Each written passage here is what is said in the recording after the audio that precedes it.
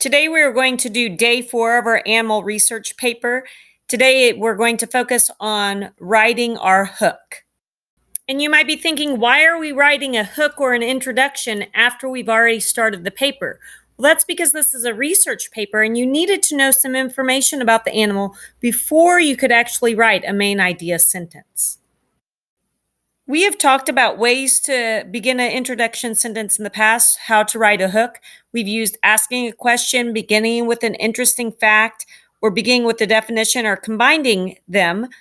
Today, however, I'm going to give you some new choices. So like before, you still have the choice of giving an unusual fact or asking a question, but now this time you can also choose between writing an onomatopoeia or writing a riddle. And remember, an onomatopoeia is the sound words that you might hear from the animal. So my examples were the unusual fact: millipedes have existed on planet Earth for 428 million years. For the question, did you know that millipedes have pheromones like humans do? Onomatopoeia: roll, roll, ooze, ooze. Millipede's self-defense is to roll and ooze on its predators. Or the riddle: what has 100 legs, oozes, and rolls into a ball when it's threatened? All of these are perfect examples of how you could create a main idea hook. Notice it says you need to start out by choosing which type of hook you're going to use. I think I'm going to use the riddle, so I'm going to go ahead and circle that. So the riddle I'm going to write is, what looks like a brown pig with a mohawk? If you said a warthog, you'd be correct.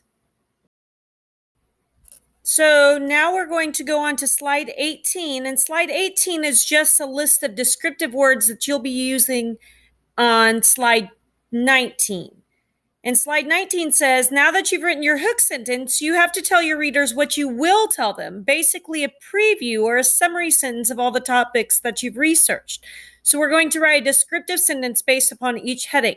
So words that we tend to utilize a lot are interesting, very important, and amazing. But I've given you some other words down below here that you can use when describing these topics. Instead of saying my animal has some interesting characteristics, I could say my animal has some fascinating characteristics. Then for the habitat, since the warthog is only in Africa, I'm going to say it has a limited ecosystem. And then for the last one, how your animal survives, I'm going to go back to slide 18, and I'm going to actually choose something from the very and the something from the important column. So I'm going to say truly and vital. So I'm going to make my sentence say, the warthog survives in a truly vital way. Notice none of these descriptive sentences give you any facts like you've already provided in your paragraphs.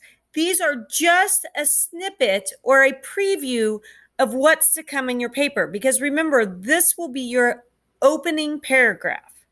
And then you're going to go on to slide 20 and do what we've done on all the other paragraphs and copy your sentences from pages 17 and 19. Notice I didn't put page 18 in there because page 18 are the descriptive words. So I'll go back to page 17, Control C my hook. So copy my hook with Control C, go back to page 20, pull out a text box, indent 1, 2, 3, 4, 5, 6, 7, 8, 9, 10, Control V. And then I'm going to go back to slide 19 and copy the 3 sentences from slide 19 and paste them onto slide 20. Remember, Control C copy, Control V paste.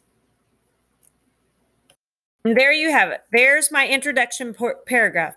What looks like a brown pig with a mohawk? If you said a warthog, you'd be correct. The warthog has some fascinating characteristics. It has a limited ecosystem. The warthog survives in a truly vital way. And now it's your turn to go write your introduction paragraph with your hook, slides 17 through 20 on Class Kick.